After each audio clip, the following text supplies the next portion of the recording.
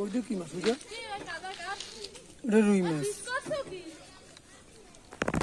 নাকি ভাই হয়েছে? খাইয়ে নেন। হ্যাঁ নাই আশ্রা আছে না না ভাই কিচ্ছু কোনো মাছ নাই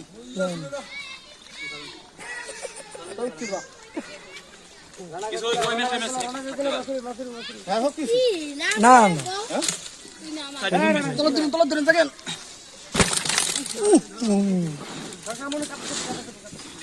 আমরা ভালো করলি বেড়া